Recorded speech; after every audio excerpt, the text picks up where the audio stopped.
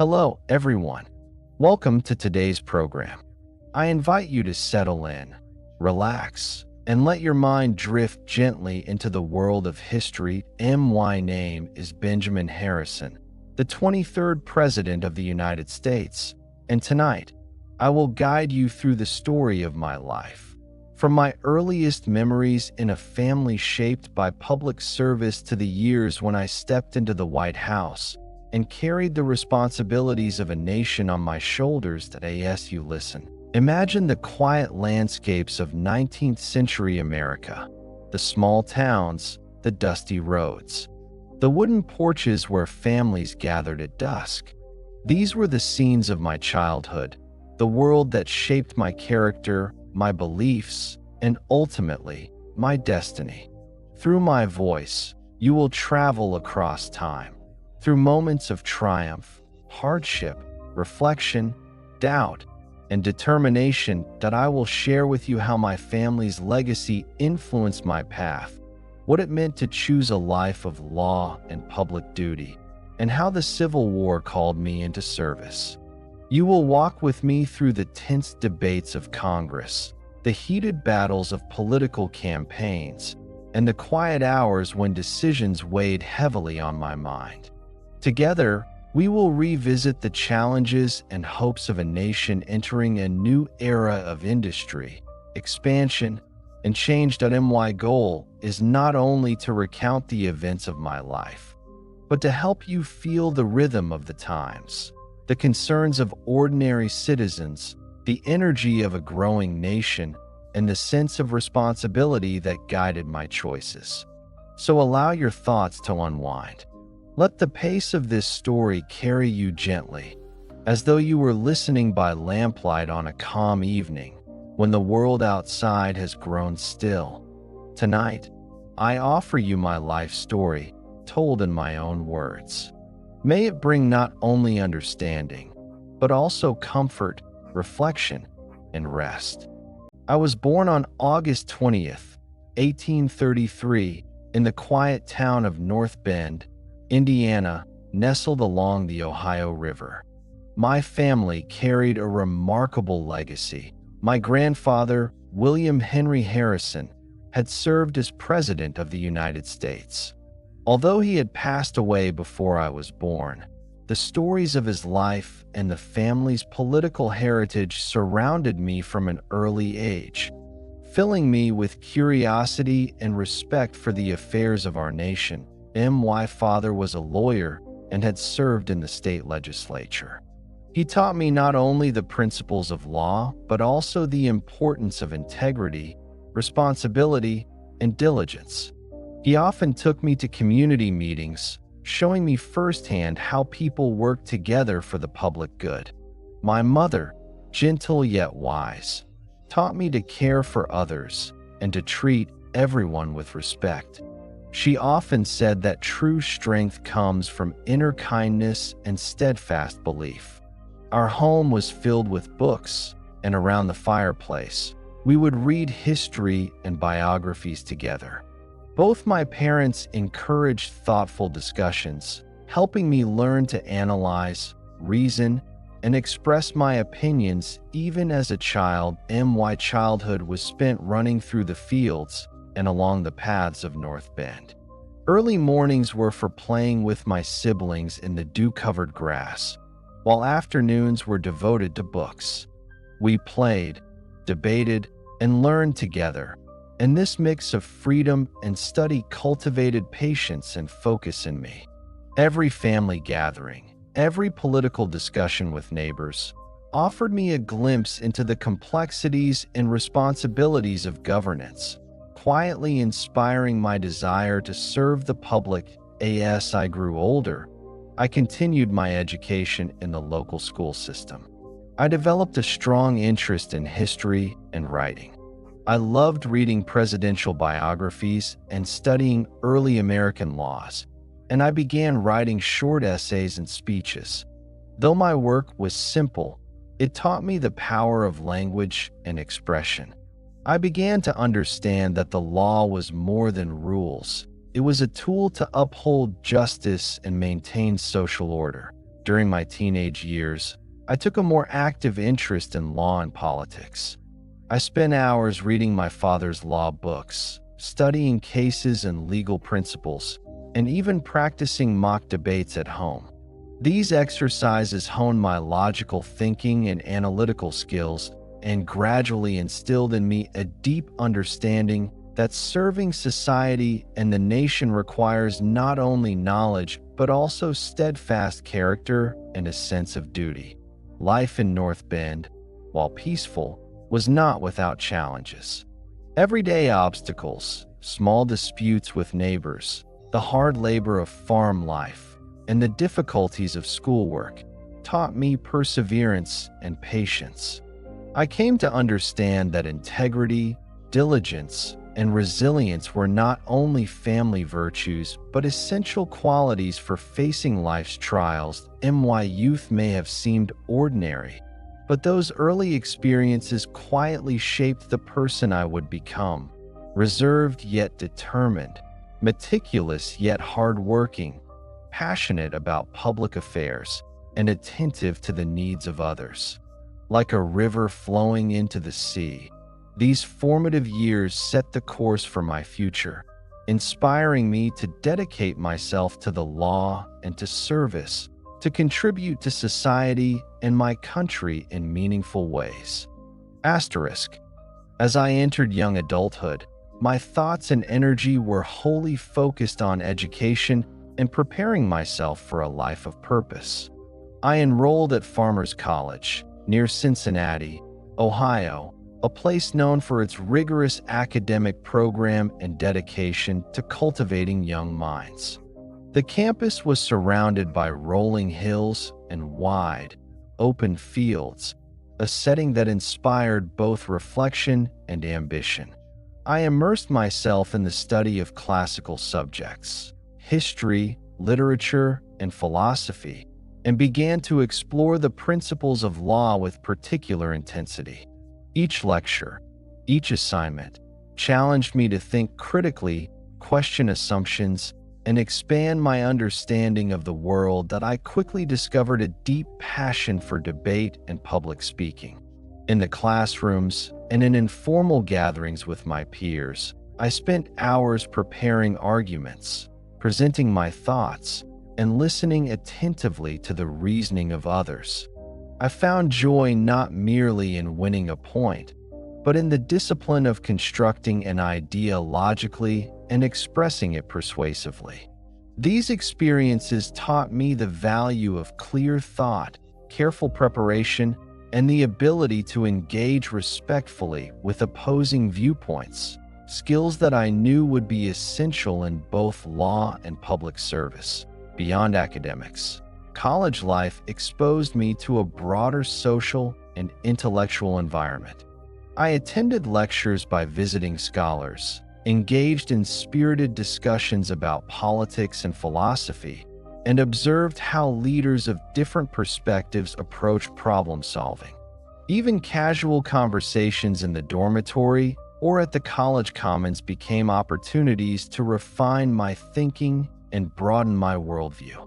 The combination of rigorous study, intellectual challenge, and engagement with diverse ideas helped shape not only my knowledge but also my character, instilling in me a sense of discipline, curiosity, and responsibility that would guide me throughout my life. Asterisk.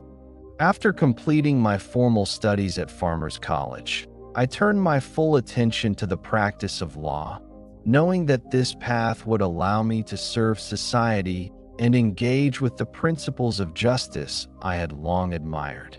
I began my legal training by apprenticing under a well-respected attorney in my community.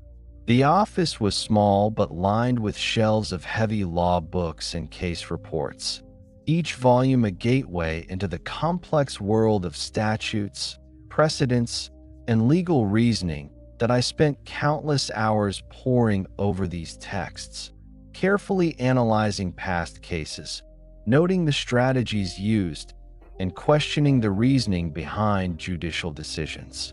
The work demanded patience, precision, and a deep understanding of human nature, as the law is ultimately about people, their rights, responsibilities, and interactions. I often found myself reading late into the night by the dim glow of a candle, my mind racing to connect legal principles with real-world implications. My mentor guided me patiently, assigning tasks that challenged my analytical skills and requiring me to draft legal documents with care and clarity. Occasionally, I observed him in court, presenting arguments with authority and poise. Watching him, I realized that the practice of law required not only knowledge but also confidence, ethical judgment, and the ability to communicate persuasively. Every decision, every argument, carried consequences for the lives of real people, and I felt a growing sense of responsibility to handle each case with diligence and integrity. During this period, I also began practicing mock trials and debates at home, often enlisting friends and family to act as jurors or opponents. These exercises sharpened my reasoning and public speaking skills and helped me gain the composure necessary to argue effectively in front of others. I discovered that careful preparation, attention to detail, and understanding my audience were just as important as knowing the law itself. Through these early years of training, I learned that becoming a lawyer was not simply about mastering statutes. It was about cultivating judgment, empathy, and discipline. Each day, I felt more prepared to face the challenges of legal practice and more determined to dedicate myself to using the law as a force for fairness, order, and service to my community. As I began to establish myself professionally, I realized that practicing law was only one part of serving my community. I became increasingly involved in local affairs, attending town meetings, observing court proceedings, and engaging with civic leaders. These experiences offered me a window into the concerns of ordinary citizens, their struggles, their hopes, and the ways in which laws affected daily life. Listening to their stories and perspectives, I gained a deeper appreciation for the responsibility that comes with public service. My early career was full of both challenges and opportunities. Long hours of work, the pressure to succeed, and the need to earn the trust of clients often tested my patience and resilience. I quickly learned that success in law, and later in public service, required not only knowledge and skill, but also integrity, diligence, and the ability to remain composed under pressure. Each case I handled and each interaction with a client reinforced the importance of careful judgment and ethical conduct. Beyond the office and courtroom, I sought to engage with my community in meaningful ways. I attended civic events, offered advice to neighbors, and participated in discussions about local improvements and public initiatives. These interactions taught me that leadership begins with listening, understanding, and responding to the needs of others. I came to see that true influence is earned through service and respect rather than authority alone. By the time I felt fully prepared to embark on a dedicated legal career, I carried with me not just the technical knowledge of the law, but also a deep understanding of people and the society I wished to serve. I had learned that the law is a tool, but its effectiveness depends on the character and intentions of those who wield it. With these lessons firmly in mind, I committed myself to a path of service, determined to contribute both as a lawyer and as a citizen invested in the well-being of my community. As my work in the courtroom grew more demanding, I began to feel a growing restlessness, a sense that I could contribute more to my community beyond the bounds of legal practice. Observing the ways in which laws shape the daily lives of ordinary people, I realized that justice could not be fully served from behind a desk alone. There existed a larger stage, a public arena where decisions could affect entire communities, and I felt a deep calling to engage more directly in the civic life around me. That I started attending town meetings regularly, often arriving early to hear the informal discussions that took place before the official proceedings began. The town hall was a modest wooden building, but within its walls, passionate debates unfolded. Farmers voiced concerns about land taxes, merchants spoke of economic hardships, and local citizens raised questions about education and public services. I listened carefully, taking detailed notes and observing the ways in which opinions were expressed, disagreements managed, and solutions proposed. These gatherings taught me that leadership was not about imposing one's will, but about facilitating dialogue and understanding the needs of a diverse population.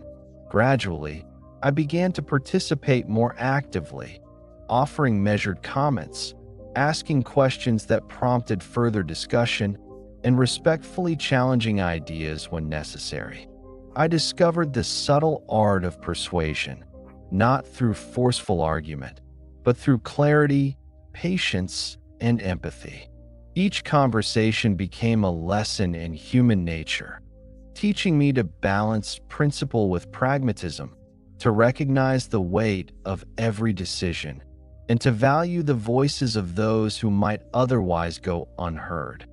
Walking home from the meetings through the quiet streets of North Bend, I often reflected on the significance of these experiences.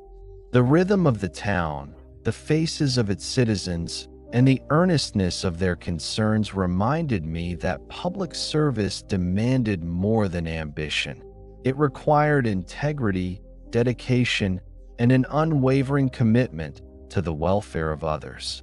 I felt a quiet determination growing within me, a sense that this path was not simply a choice, but a responsibility, one that would define the purpose of my life. These formative experiences planted the seeds of my future political career, shaping my values, honing my sense of duty, and giving me a clearer vision of the kind of leader I aspired to become. As the 1850s progressed, I felt an ever-growing urgency to engage more actively in the political life of my community and the nation. The country was facing deep divisions over slavery and states' rights, and I could not remain a mere observer. I was drawn to the Republican Party, newly formed but principled, committed to preserving the Union and opposing the spread of slavery into new territories. Its ideals resonated deeply with me, reflecting the sense of justice, fairness, and civic responsibility that had been instilled in me from an early age. That I began attending party meetings in my town, initially as a quiet observer, absorbing every detail of the discussions. I watched how experienced leaders debated policies, navigated disagreements, and built consensus among differing opinions. Over time, I grew more confident, offering measured insights, asking probing questions, and engaging respectfully in debates.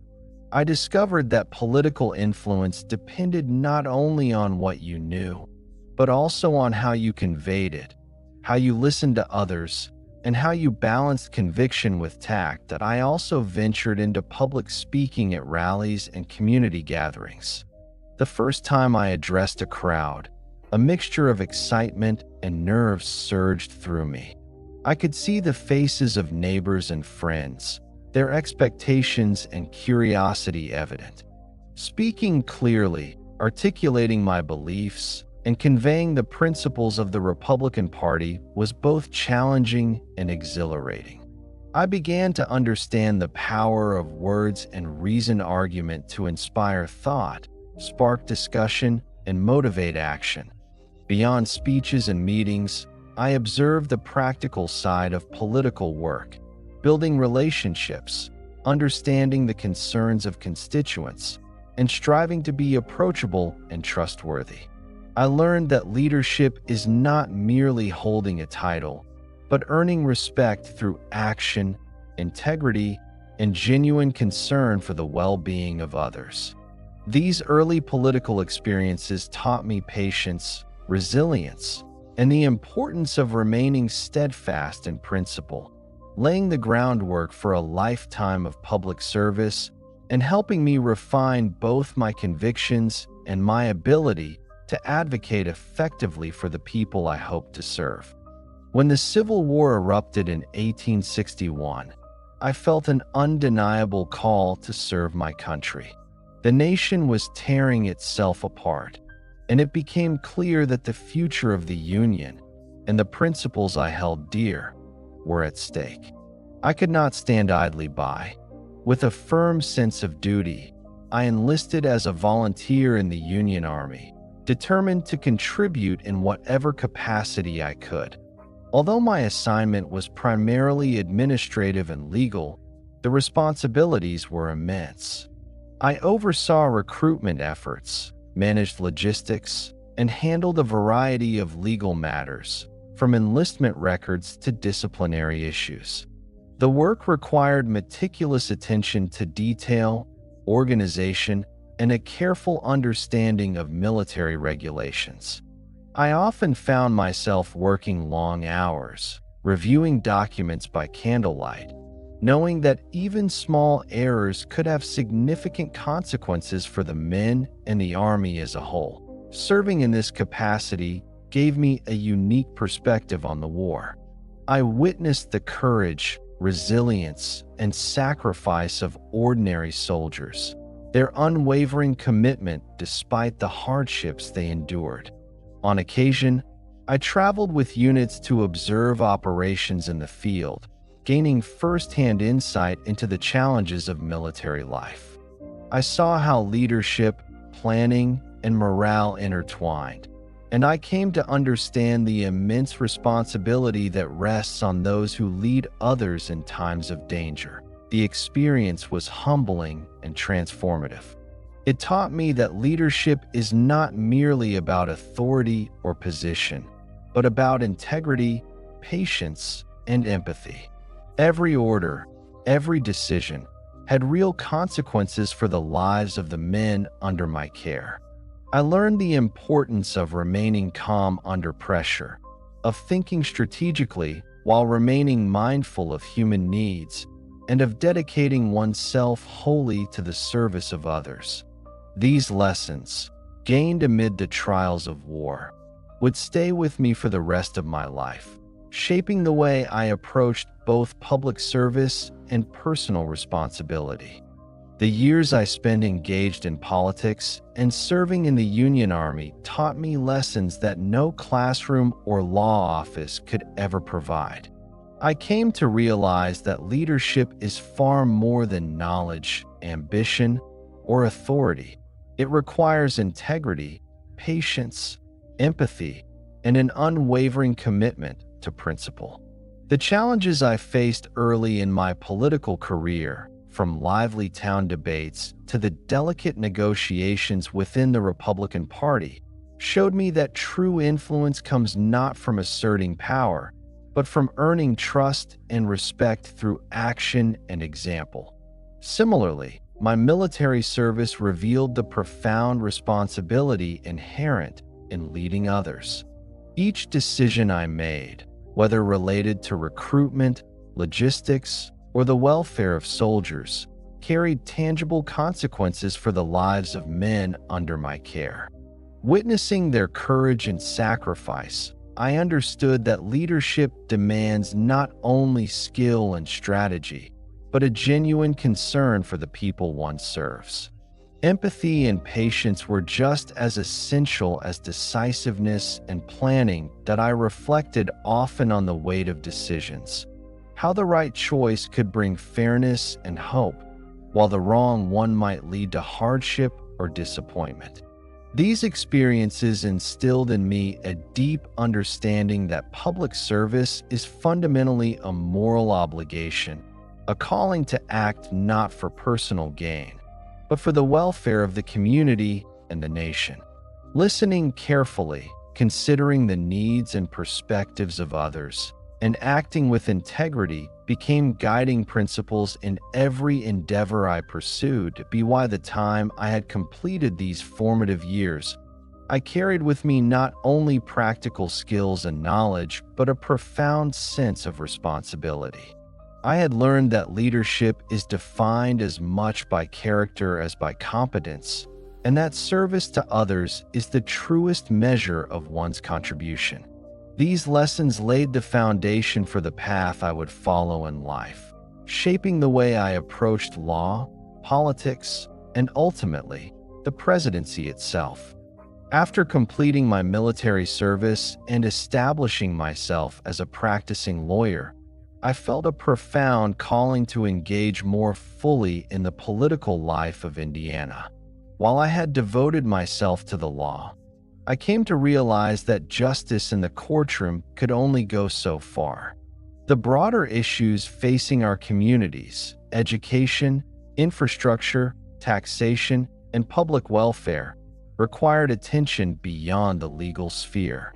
I knew that to serve effectively, I had to step into the world of politics, to listen, learn, and act on behalf of the people I had long sought to represent. That I began attending Republican Party meetings and local civic gatherings across the state. Some were held in modest town halls, with creaking wooden floors and walls lined with hand-painted banners, while others took place in bustling community centers where citizens gathered to debate pressing issues. At these meetings, I encountered farmers discussing crop taxes, merchants concerned about trade regulations, teachers advocating for improved schools, and families voicing worries about the growth of towns and cities. I listened attentively, asking questions to understand not just the surface complaints, but the underlying challenges that shaped their lives. Each conversation, each interaction, deepened my understanding of the delicate balance between governance and daily life. Beyond attending meetings, I actively volunteered in local campaigns. I helped organize events, draft speeches, and connect directly with voters. I walked streets and knocked on doors, engaging residents in conversations about the policies and principles I believed would strengthen our communities. I learned that trust is not given lightly. It must be earned through consistent integrity, genuine concern, and a willingness to act for the common good. Over time, my efforts began to bear fruit. People recognized me as someone who not only understood the law, but also cared deeply about the welfare of the community. My reputation grew as a principled and thoughtful leader, one who approached every issue with careful consideration and empathy. These formative years taught me that public service is a combination of diligence, humility, and responsiveness. They laid the foundation for a career dedicated not only to Indiana, but ultimately to the nation, instilling in me the values, skills, and vision that would guide every step of my future political journey. In 1872, after years of dedicated service at the local level and tireless efforts in the Republican Party, I was elected to the United States House of Representatives. The moment I learned the results, a mixture of exhilaration and solemn responsibility swept over me. The citizens of Indiana had placed their trust in me, entrusting me to represent not just their interests, but their voices on the national stage. I was filled with both gratitude and a profound awareness of the duties that lay ahead. Stepping into Congress for the first time was awe-inspiring. The Capitol building, with its grand columns and echoing halls, seemed to hum with the weight of history. Experienced legislators moved confidently through the chambers, engaging in debates that would shape the nation. I quickly realized that the world of national politics was far more complex than anything I had encountered at the state or local level. Each debate carried profound consequences. Every vote could impact thousands of lives, and the responsibility of leadership was heavier than I had ever imagined. During the campaign, I had learned the importance of listening to constituents and understanding their real concerns, from economic challenges to the quality of education, from infrastructure needs to social welfare. I carried that commitment with me to Washington.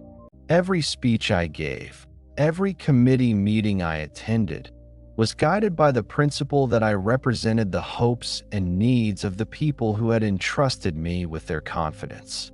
I knew that my decisions in Congress could directly affect their lives, and I approached each responsibility with careful thought and unwavering dedication. Navigating this new environment required learning quickly, building alliances, and balancing competing perspectives while remaining true to my principles.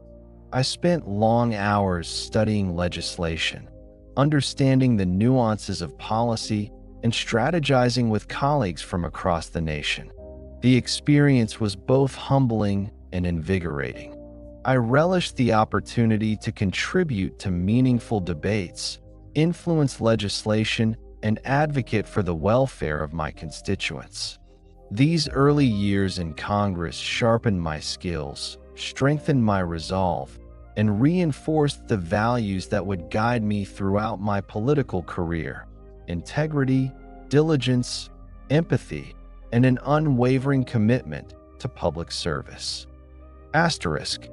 Serving in the United States House of Representatives was an education unlike any I had ever experienced. Each day presented new challenges and opportunities, complex pieces of legislation to study, committee meetings to attend, debates to participate in, and decisions whose consequences could ripple across the nation. I quickly learned that navigating Congress successfully required more than knowledge of the law. It demanded patience, careful strategy, collaboration, and the ability to understand and respect differing viewpoints. That I spent countless hours immersed in committee work, poring over proposals, assessing their potential impact, and negotiating with colleagues to build support for measures I believed would serve both Indiana and the country. I observed the delicate balance between principle and pragmatism, seeing how coalition building and thoughtful compromise could turn ideas into actionable policy. At the same time, I witnessed the pitfalls of hasty decisions or poorly considered initiatives, which reinforced my belief that careful deliberation is the cornerstone of responsible governance. Beyond the mechanics of legislation, my time in Congress taught me invaluable lessons about leadership and public service. I learned that listening attentively, valuing the perspectives of others, and maintaining integrity in every action were essential to earning trust and achieving meaningful results. I saw how influence could be exercised not through force, but through respect, persuasion, and consistent demonstration of character. Each successful vote, each initiative that advanced the public good, affirmed the importance of preparation, diligence, and principled action. By the conclusion of my tenure in the House, I had not only gained practical experience in the workings of national government, but had also developed a deeper understanding of the responsibilities that accompany leadership. I emerged with sharpened skills, a broadened perspective, and a strengthened commitment to public service. These years laid the foundation for the challenges that awaited me, equipping me with the insight, judgment, and resilience necessary to serve effectively at the highest levels of government. After completing my service in the House of Representatives, I felt a strong desire to expand my influence and serve the people of Indiana on a broader scale. The House had given me invaluable experience in legislation and governance, but I knew that the United States Senate offered the opportunity to affect policy at the highest level. It was not a decision I took lightly. The responsibility of representing an entire state on the national stage carried immense weight, and I understood that the road ahead would be demanding and fraught with challenges. Entering the campaign for the Senate required preparation, strategy, and an unwavering dedication to the people I sought to represent. I traveled extensively across Indiana, from bustling towns to quiet rural communities, meeting farmers tending their fields, merchants managing their shops, laborers working tirelessly, and families concerned about the future of their children. Each conversation deepened my understanding of the state's needs, its hopes, and its anxieties. I listened intently, asking thoughtful questions and taking detailed notes, knowing that these interactions were the foundation of trust between a representative and their constituents. The campaign trail was both exhilarating and exhausting. Days began before sunrise with meetings in local town halls and ended late at night with public gatherings and community discussions. I attended debates where opponents questioned my positions, presenting their arguments with vigor. In these moments, I learned the importance of preparation, clarity, and composure. It was not enough to speak eloquently. I had to demonstrate understanding, integrity, and a willingness to act in the public interest. Each town I visited reinforced my belief that a senator's duty is first to listen, then to lead responsibly. Throughout the campaign, I also relied on the support of local party organizations and volunteers. Coordinating rallies, managing correspondence, and organizing public events required collaboration and leadership behind the scenes. I came to understand that successful political action is as much about organization, communication, and strategy as it is about principles and vision. These experiences refined my skills in negotiation, persuasion, and public engagement. When election day finally arrived, I felt a mixture of anticipation, hope, and solemn responsibility.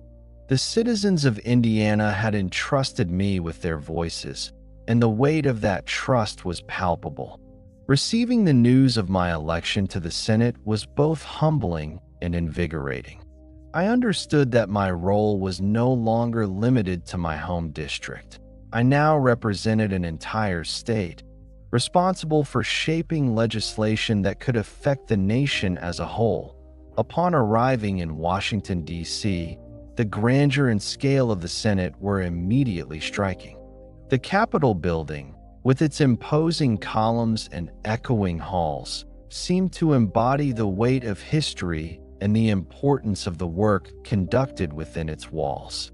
I quickly realized that while the House of Representatives had prepared me in many ways, the Senate presented entirely new challenges: longer debates, broader responsibilities, and the need to consider national and international implications in every decision. Adapting to this new environment required diligence and patience. I spent long hours familiarizing myself with parliamentary procedures, committee protocols, and legislative calendars.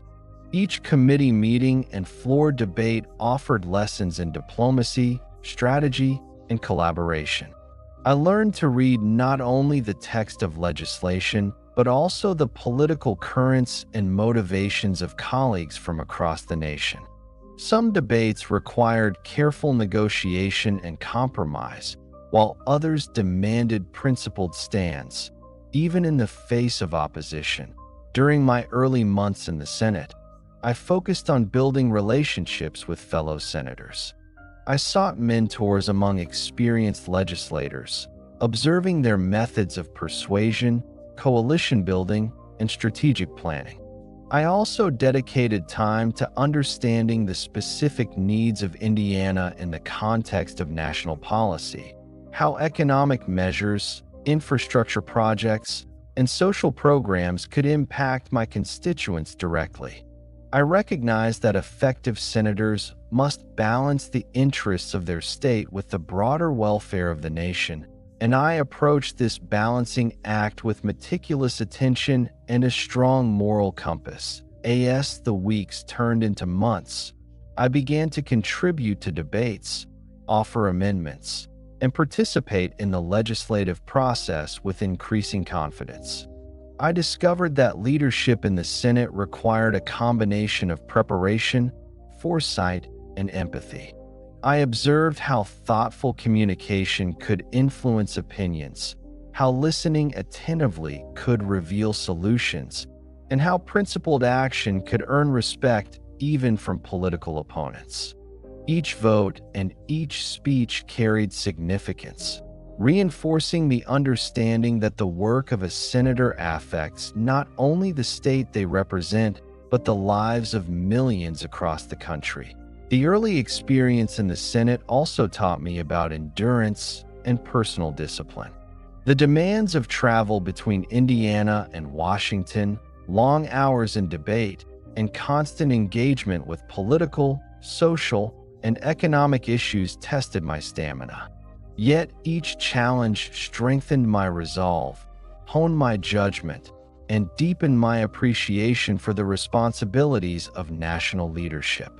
I learned that to serve effectively, one must remain focused on principles, resilient in the face of obstacles, and ever mindful of the people one represents.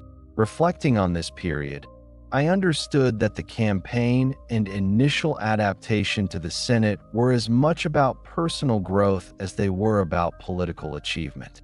I had learned to communicate with clarity and empathy, to negotiate strategically without compromising core values, and to balance competing interests with fairness and prudence. These lessons would serve me well in every stage of my public life, preparing me for greater responsibilities and reinforcing my commitment to the ideals of integrity, diligence, and public service. By the conclusion of this first phase in the Senate, I felt not only prepared for the legislative challenges ahead, but also deeply inspired by the potential of public service. Representing Indiana in the United States Senate had become more than a role. It was a duty, a privilege, and a calling. I embraced it with humility, resolve, and an unwavering commitment to serve both my state and the nation with honor and integrity. Serving in the Senate was an education unlike any I had previously experienced. From the very first day, I understood that this chamber held a profound responsibility to shape policies that could affect every citizen of our nation. While my time in the House had taught me the basics of legislation and debate, the Senate demanded a deeper understanding of complex national issues and the ability to navigate intricate political relationships that I spent countless hours immersed in committee work, which quickly became the heart of my responsibilities. Serving on committees related to finance, military affairs, and infrastructure allowed me to analyze proposals in detail, understand their broader implications, and advocate for legislation that would benefit both Indiana and the nation. These committees were often intense and exacting, with long debates over budget allocations, public works, military funding, and tariff policies. I learned to scrutinize every line of a bill, to weigh short-term consequences against long-term impact, and to anticipate the reactions of constituents, colleagues, and even the public at large. Negotiation and coalition building were indispensable skills in the Senate. I observed seasoned legislators deftly navigating the complex web of alliances and interests, and I learned to do the same. Discussions were held not only on the floor, but in countless private conversations, informal gatherings, and late-night sessions in offices and committee rooms.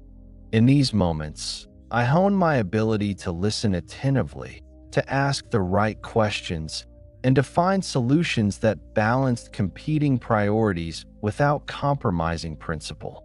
Every successful negotiation reinforced the importance of patience, diplomacy, and the power of reason. Argument point: one of the most rewarding aspects of my Senate tenure was witnessing the tangible impact of legislation on people's lives. Infrastructure projects improved transportation and commerce in Indiana. Military appropriations strengthened national defense, and carefully considered tariffs helped stabilize local industries. I often reflected on the connection between decisions made in the Capitol and the daily lives of ordinary citizens back home. This understanding deepened my commitment to public service and reminded me that every vote carried real consequences. Leadership in the Senate required constant vigilance and self-discipline. The demands were unrelenting: endless hearings, debates that stretched into the night, correspondence with constituents, and careful study of proposed legislation. Travel between Indiana and Washington, along with the pressures of public scrutiny, tested my stamina and resolve. Yet each challenge strengthened my judgment and reinforced my dedication to serving with integrity and diligence. Communication was another critical component of effective leadership. I refined my ability to articulate complex policy issues clearly and persuasively, whether delivering speeches on the Senate floor, engaging in committee discussions, or writing letters to constituents. I understood that words have power, not merely to convey information, but to build trust, inspire action, and foster understanding. Clear, principled communication became a cornerstone of my approach to governance. During my tenure, I also confronted situations that required balancing the interests of Indiana with the broader needs of the nation.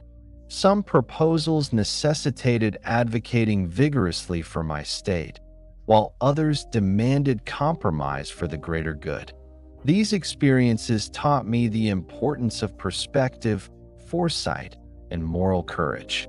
I learned to consider not only the immediate consequences of legislation, but also its long-term effects on the country, the economy, and the social fabric of our communities. By the conclusion of my Senate service, I had grown profoundly as a legislator and as a leader. I had developed the skills necessary to navigate the complexities of national policy, the judgment to weigh competing interests thoughtfully, and the vision to anticipate the future needs of our nation. More importantly, I had cultivated the qualities that define principled public service: integrity, empathy, diligence, and an unwavering commitment to the common good. Reflecting on these years, I recognized that my time in the Senate was not just about legislation. It was about understanding the essence of leadership. I learned that effective governance requires balancing conviction with compromise, analysis with intuition, and state interests with national priorities. Every committee meeting, every floor debate, and every negotiation contributed to a deeper understanding of the responsibilities of public office. These lessons would guide me in the years to come, preparing me for the ultimate responsibility of serving as President of the United States. After years of dedicated service in both the House and the Senate, I began to feel a profound calling to serve the nation at the highest level. My experiences in Congress had taught me the intricate balance of governance, understanding the needs of my constituents while considering the broader interests of the country, negotiating across differences, and striving to create legislation that would stand the test of time. These lessons instilled in me a confidence that I could offer the nation effective leadership as President of the United States. Deciding to run for president was not a decision I made lightly. I spent long hours reflecting on my experiences, the challenges facing the nation, and the responsibilities that the office demanded. I considered my family, the people of Indiana, and the country as a whole. The presidency was not simply a position of honor or power. It was a sacred duty that required wisdom, integrity, courage, and a deep sense of responsibility. I asked myself if I had the fortitude to bear such a burden and the clarity of vision to guide the nation through turbulent times. Once the decision was made, preparation became paramount. I began by studying national and international issues in depth: economics, trade, foreign relations, military preparedness, civil service reform, and infrastructure. I consulted with advisors, colleagues, and experts in each field, seeking insight into the complexities and implications of policy decisions.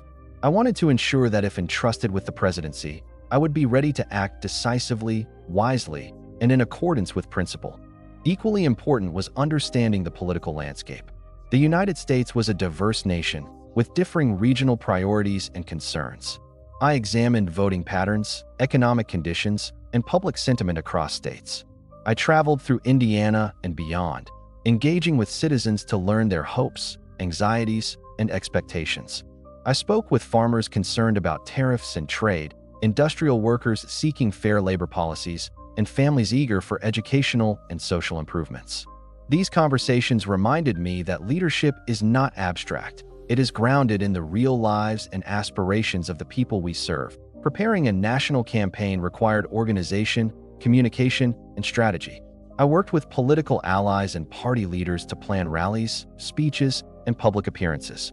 I studied the methods of successful past campaigns, understanding the importance of clear messaging, compelling arguments, and personal connection with voters.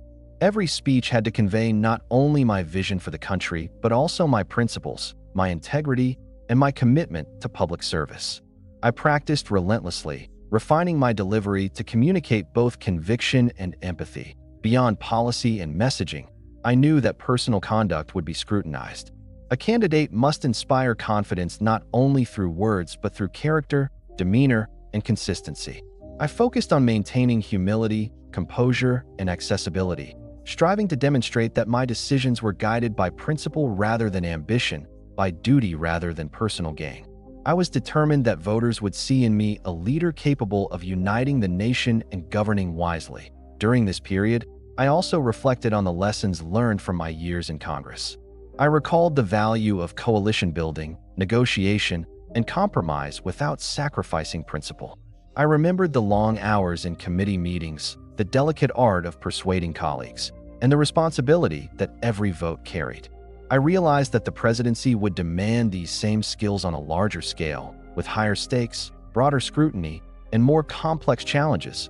Preparation extended to understanding opponents and anticipating challenges. I analyzed the platforms, strengths, and weaknesses of other potential candidates. I considered the concerns and criticisms that might arise during the campaign and formulated responses grounded in honesty, clarity, and vision. I understood that a successful campaign required both resilience and adaptability, and I mentally prepared for the rigors of debate, public questioning, and the intense scrutiny that accompanies a national election. Amidst all this preparation, I never lost sight of the human element. The people I sought to serve were at the heart of every decision, every plan, every speech. I reminded myself daily that leadership is not about personal ambition, but about the responsibility to act for the greater good.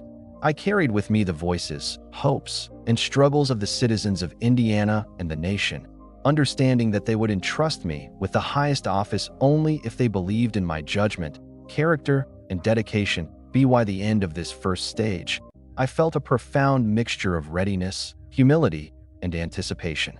I was prepared to enter the national political arena, equipped with experience, insight, and a commitment to serve. I knew the road ahead would be challenging, that every decision and public appearance would be scrutinized, and that the stakes were nothing less than the future of the country. Yet I was resolute.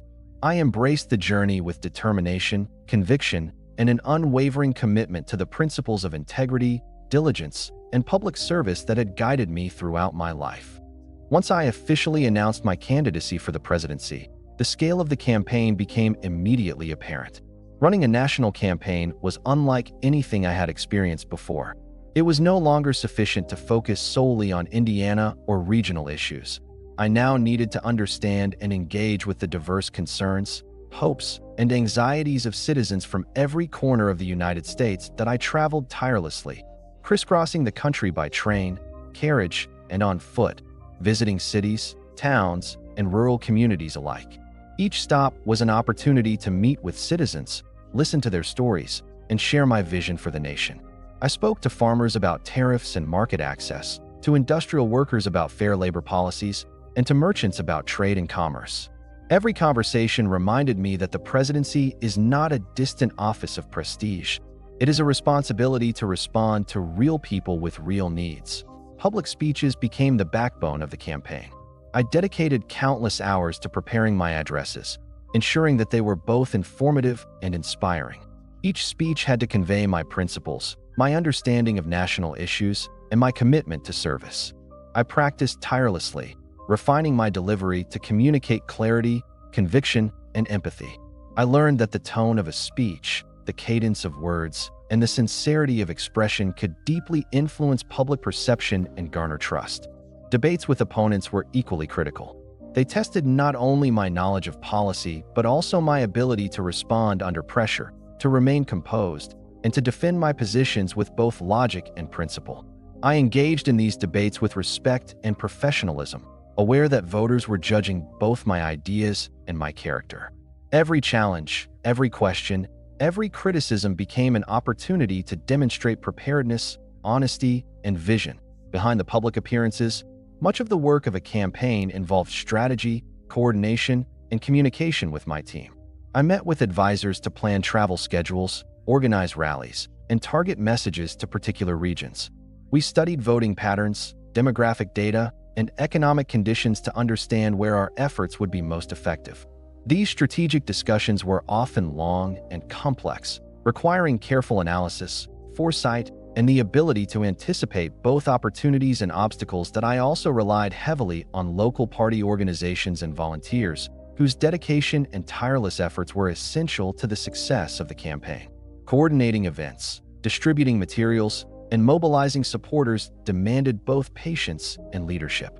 I learned to delegate responsibility, to trust the judgment of my team, and to maintain clear communication, ensuring that our collective efforts remained aligned with the values and vision of the campaign.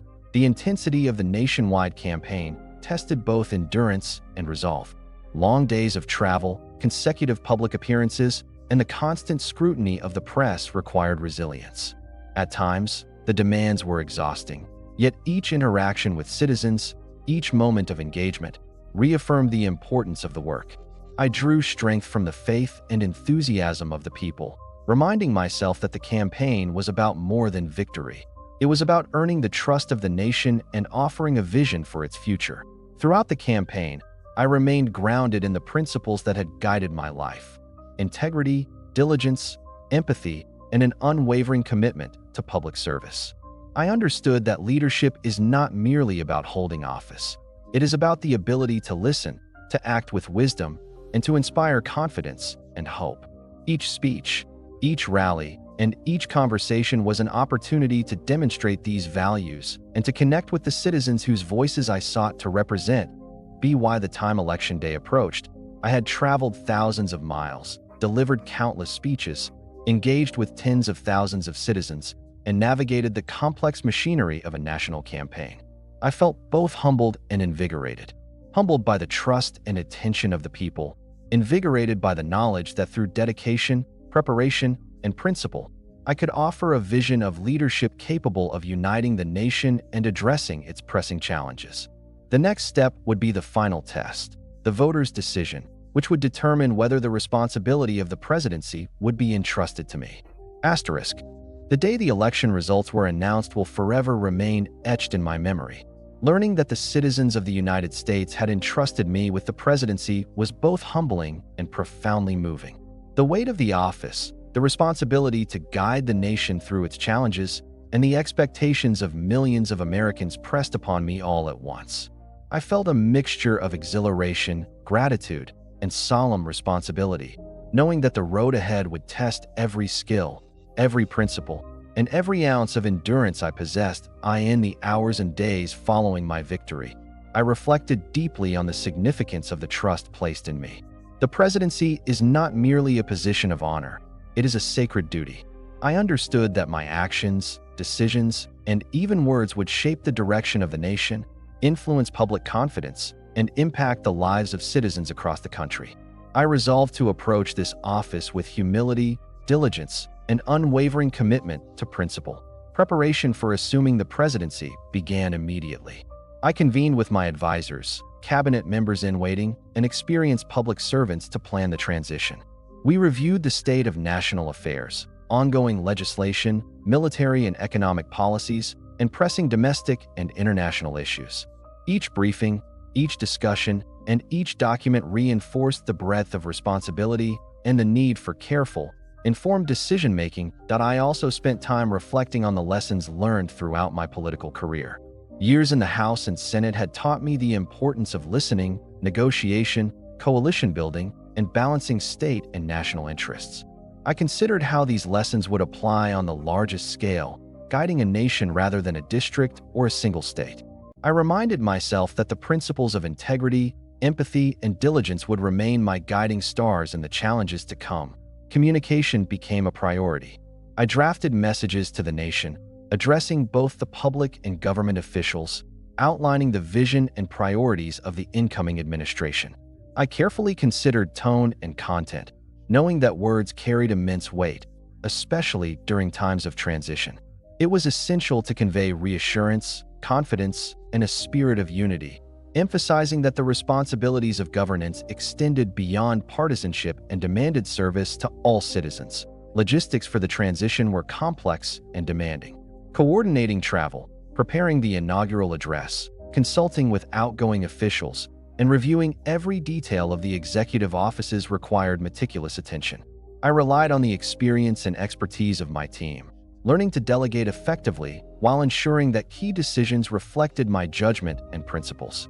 Each day brought new tasks and challenges, but also the reassurance that careful planning and disciplined preparation could set the foundation for effective leadership. During this period, I also felt the human dimension of leadership keenly. Family, colleagues, and friends provided support, advice, and encouragement, reminding me that even the weightiest responsibilities are met more effectively with trusted counsel and emotional grounding. I considered the legacy I wished to build, the example I hoped to set, and the standards of integrity and service that would guide my administration as Inauguration Day approached. I reflected on the symbolic and practical significance of the moment. Standing before the nation, taking the oath of office, and committing to uphold the Constitution would mark not only a personal milestone, but also a profound promise to the people. I resolved to lead with wisdom, courage, and compassion, ensuring that every action, policy, and decision would honor the trust invested in me. By the time I finally stepped onto the inaugural platform, I felt a deep sense of preparedness and purpose. I understood that the presidency would present challenges unlike any I had encountered before, but I was fortified by experience, principle, and a commitment to service. I embraced the office with humility, determination, and the unwavering belief that leadership is not measured by power or prestige, but by dedication, integrity, and the ability to serve the common good. Assuming the presidency, I immediately recognized the central importance of the nation's economic health. The decisions I would make regarding finances, tariffs, and expenditures would influence every citizen, from farmers in Indiana to merchants in New York, and affect the growth and stability of the country for years to come. I understood that prudent fiscal management was essential not only to maintain public confidence, but also to promote opportunity, innovation, and prosperity. One of my first priorities was to carefully review the federal budget. I immersed myself in the details of revenue and expenditures, scrutinizing each allocation with meticulous attention. Every line in the budget represented real consequences for the nation. I considered the impact on national debt, economic growth, and the ability of the federal government to respond to crises. Each dollar spent required justification, and each policy decision demanded foresight and prudence. I reflected on the importance of fiscal responsibility, knowing that decisions made today would reverberate for decades. Tariff policy demanded particular attention.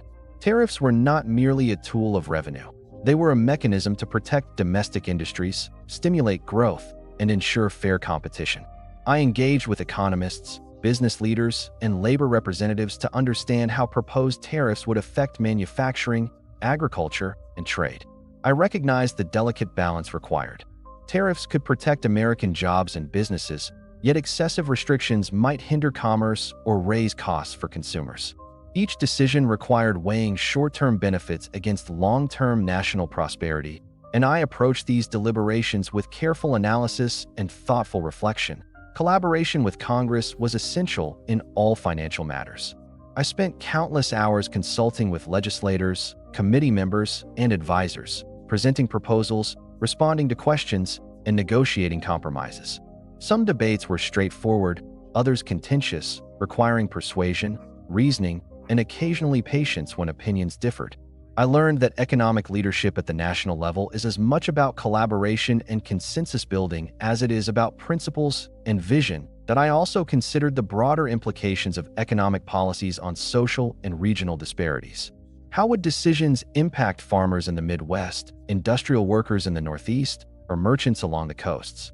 I studied reports, gathered testimony, and spoke with citizens to ensure that the policies enacted would support equitable growth and promote opportunities for all Americans. Each meeting and conversation reinforced my understanding that economic leadership is ultimately about people, their livelihoods, stability, and future prospects. Managing expenditures required balancing competing priorities. Defense, infrastructure, education, and social programs all demanded attention and funding. I reviewed each proposal critically, considering the urgency, necessity, and effectiveness of government investment. I asked questions relentlessly. Could the funds be used more efficiently? Would the policy stimulate long-term growth or create dependency? Did it align with the nation's principles and priorities? These questions guided every decision, shaping policies that were both responsible and visionary. At times, the weight of responsibility was almost overwhelming. I was acutely aware that a miscalculation or misjudgment could have significant consequences. Yet I drew strength from the experience I had gained in Congress, the council of trusted advisors, and my unwavering commitment to integrity and public service. I reminded myself that leadership requires courage, discernment, and the willingness to make difficult choices guided by principle rather than expedience. In addition to immediate budgetary and tariff concerns, I also considered long-term economic policies.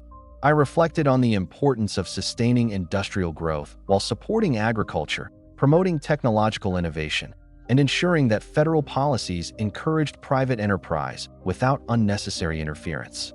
I advocated for measures that would strengthen the nation's economic foundation, foster confidence in markets, and support both domestic and international commerce. Throughout this period, I maintained a focus on transparency and communication. I sought to explain policies clearly to Congress, to the press, and to the public. I wanted citizens to understand not only what decisions were being made but why, and how these choices would serve the common good.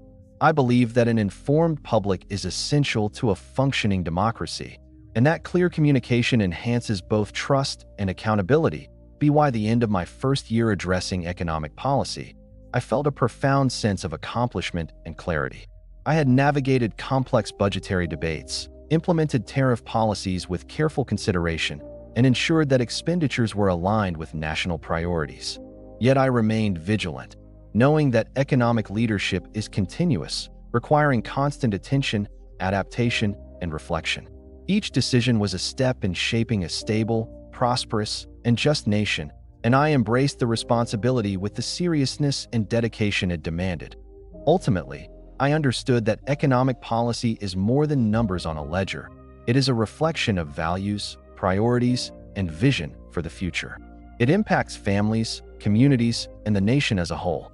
As president, I committed myself to guiding the country with prudence, foresight, and an unwavering dedication to the well-being of all Americans. Asterisk.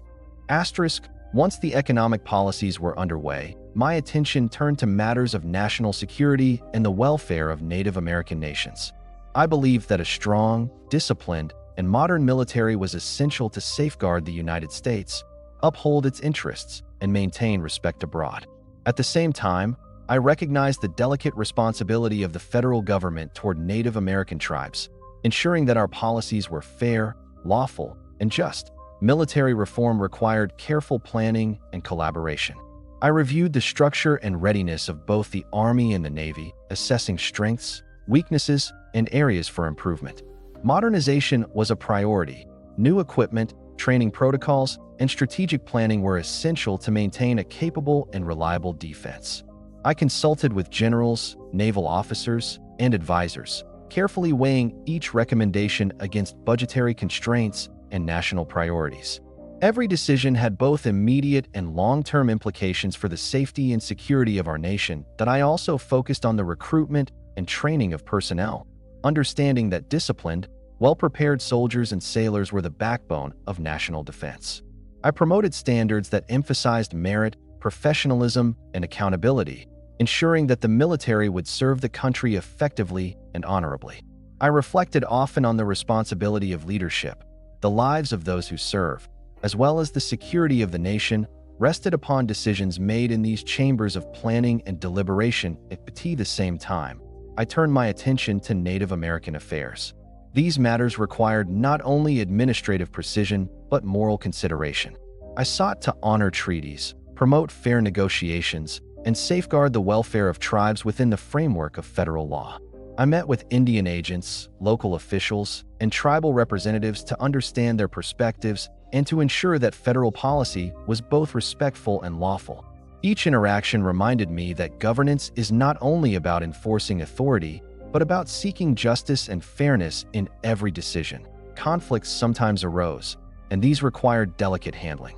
Disputes over land, resources, and jurisdiction demanded careful negotiation and thoughtful resolution. I prioritized dialogue, mediation, and collaboration whenever possible, but I also recognized the importance of upholding the law and protecting the nation's interests. These situations tested my judgment and reinforced the principle that leadership is a balance of prudence, ethics, and decisiveness. Throughout this period, I was acutely aware of the broader implications of military and Indian policies. Decisions made today would influence not only the present but the future stability, security, and unity of the nation. I reflected on history, the lessons of previous administrations, and the expectations of the American people. Every policy required foresight, an understanding of potential consequences, and a commitment to acting with integrity.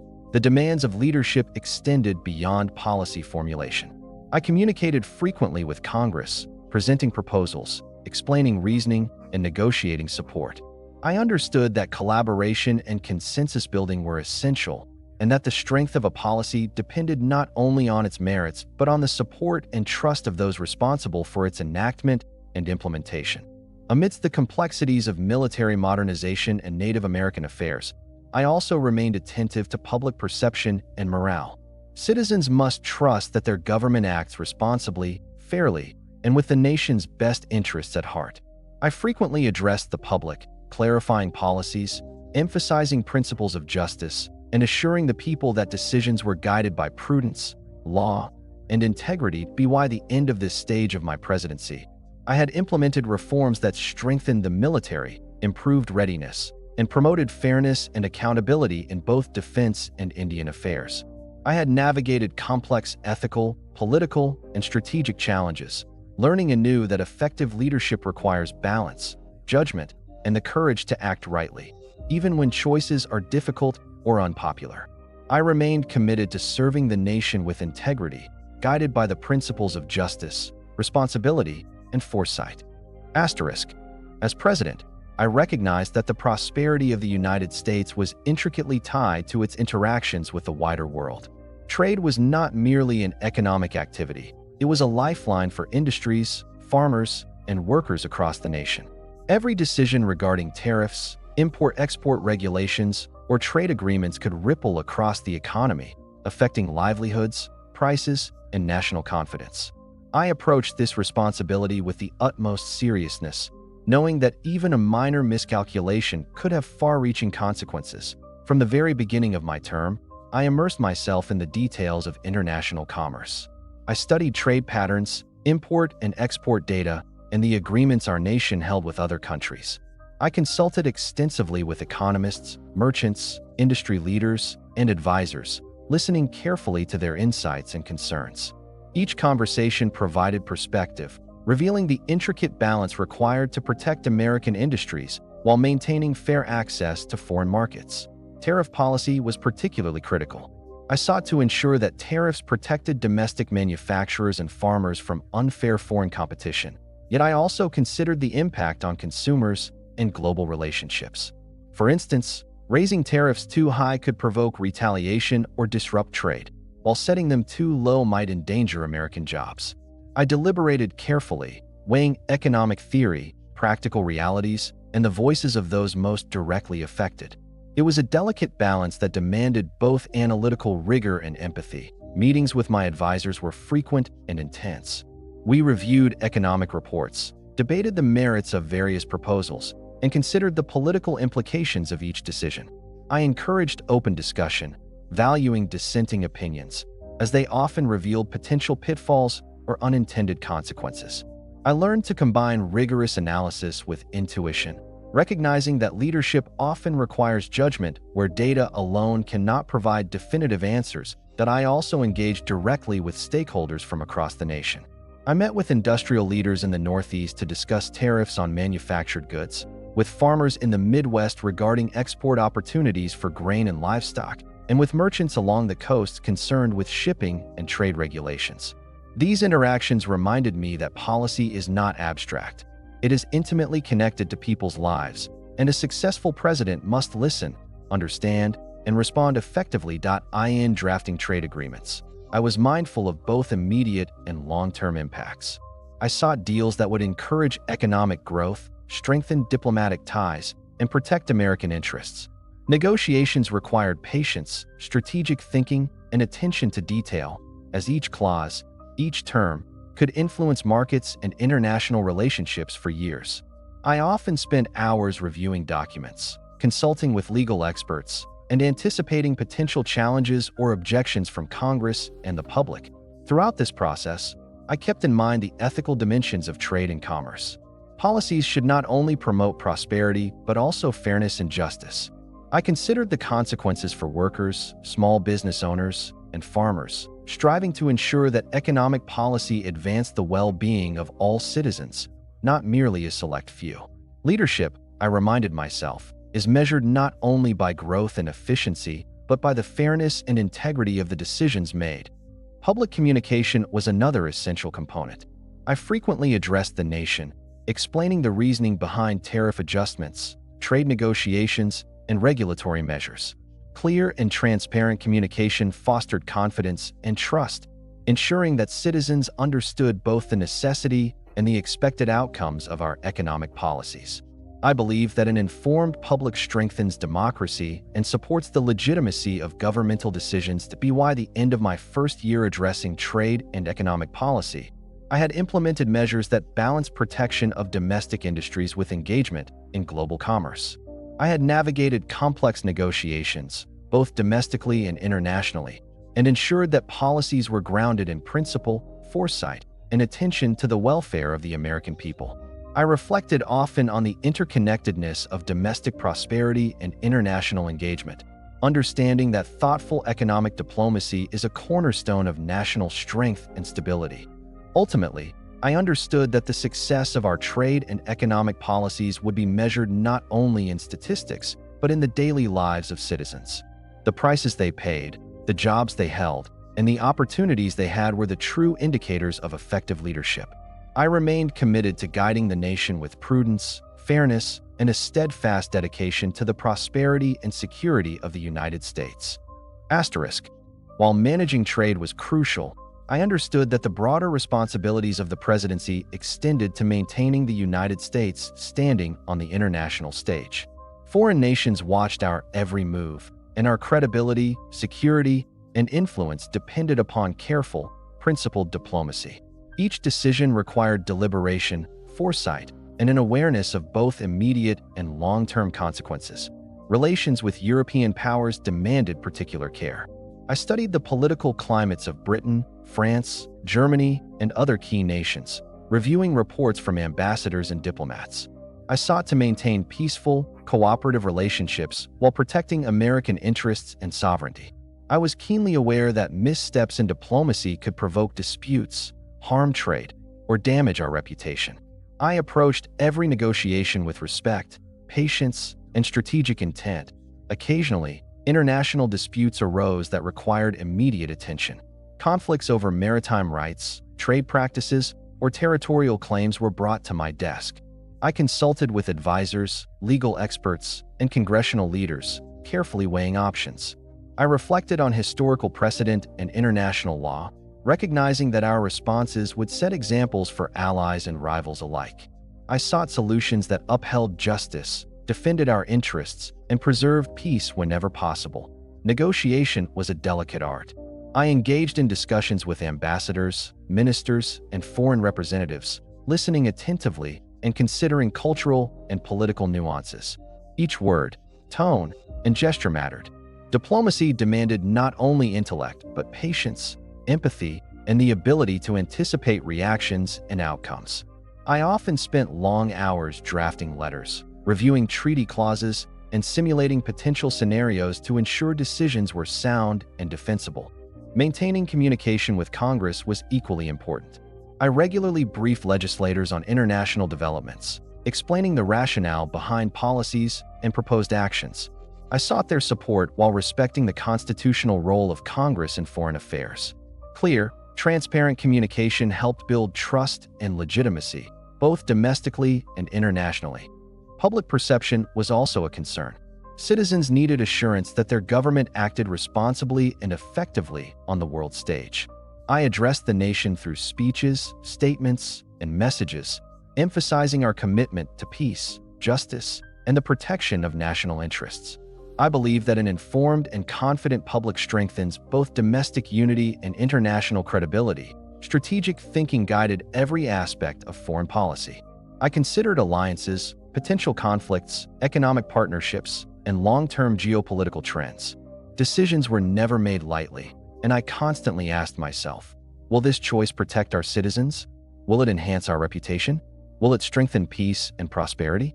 These guiding questions shaped the policies and actions of my administration. By the end of my term, I reflected on the accomplishments and challenges of international relations. Through careful diplomacy, principled negotiation, and strategic foresight, I believe the United States strengthened its global position, defended its interests, and cultivated respect abroad. I had learned anew that leadership on the world stage requires integrity, patience, and the courage to act rightly even amidst uncertainty and complexity. Ultimately, I understood that the true measure of effective diplomacy lies in the lasting security, prosperity, and respect it brings to the nation. Every treaty, every negotiation, and every decision was a testament to the responsibility and honor of guiding the United States in the intricate realm of international affairs. Leaving the presidency marked a profound transition in my life. The constant demands of office, the weight of responsibility, and the unceasing scrutiny of public opinion gave way to a quieter, more contemplative rhythm. I found myself immersed in reflection on my decisions, on the nation I had served, and on the path that lay ahead in my personal life. In the first days of retirement, I was keenly aware of the shift from public prominence to private life. No longer did the nation's pressing issues dominate my hours. Instead, I devoted myself to family, correspondence, reading, and thoughtful conversation. Each day provided a measure of freedom I had seldom experienced in the White House.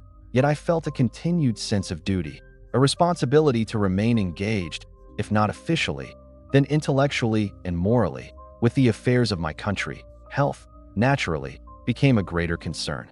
Years of service had been demanding, and I recognized the importance of maintaining both physical and mental well-being. I walked often, sometimes alone through the gardens or along quiet paths, reflecting on past challenges and the lessons they offered. I engaged in moderate exercise and took care with my diet, understanding that longevity allowed for continued reflection, contribution, and enjoyment of life with my loved ones. Family became the center of my days. I relished time with my children, offering guidance and counsel when sought, sharing stories of the past, and observing their own lives unfold. Grandchildren brought joy and a renewed sense of wonder. Their curiosity, energy, and laughter reminded me of the simpler pleasures often overshadowed by the burdens of office. I cherished these moments, knowing they formed the true measure of legacy beyond politics or public recognition. Yet I did not completely withdraw from public life. I continued to correspond with former colleagues, public officials, and friends involved in political affairs. I offered counsel when asked, reflected on current events, and shared insights gained through years of service. Though I no longer held formal authority, I felt a moral responsibility to use my experience to advise wisely, advocate for principle, and encourage thoughtful leadership. Reflection on my political career was frequent and deep. I thought of the challenges faced in Congress, the negotiations over domestic and foreign policy, and the execution of initiatives that shaped the nation. Some decisions had borne fruit, others had encountered unforeseen obstacles, and a few had required compromise that weighed heavily on my conscience. I accepted these lessons with humility, recognizing that leadership is an ongoing process of growth, self-awareness, and measured judgment. That I also reflected on the nation itself, its resilience, its institutions, and the enduring strength of its people. Observing developments from a distance offered perspective. I noted progress in industry, agriculture, education, and governance, and I considered the evolving challenges that would confront future generations. My reflections were tempered by gratitude for the opportunity to have served at a time when the country faced both promise and uncertainty. In moments of solitude, I pondered the nature of history and legacy. I considered how future generations might view the decisions made during my tenure. I did not dwell on fame or recognition, but rather on the tangible impacts of governance, on the prosperity, security, and well-being of citizens. I hoped that my efforts had contributed positively, that policies had been grounded in integrity, and that the example set by my service might inspire others toward responsibility and justice. Daily life in retirement offered simple pleasures that had been scarce in the White House. I spent hours reading, from literature to history, immersing myself in the ideas of thinkers past and present. I engaged in correspondence with friends and admirers, sharing reflections, answering inquiries, and fostering connections. I also found time for quiet observation of nature, enjoying walks through gardens, listening to birdsong, and contemplating the passage of seasons. These moments, seemingly ordinary, were imbued with richness, perspective, and the quiet satisfaction of a life well-lived as the years advanced. I recognized the importance of documenting reflections, writing letters, and preserving personal and historical insights. I hoped that my observations, judgments, and recollections might serve as guidance, inspiration, or context for those who followed, contributing in some measure to the understanding of governance, civic responsibility, and national development. Ultimately, my retirement was a period of balance between reflection and engagement, between personal fulfillment and continued moral responsibility, and between honoring the past and observing the unfolding present.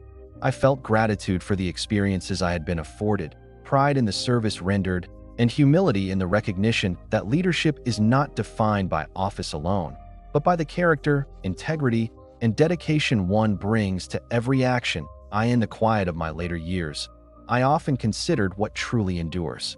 Not monuments, accolades, or titles, but the values instilled in family, the example set through service, and the contributions made toward the common good.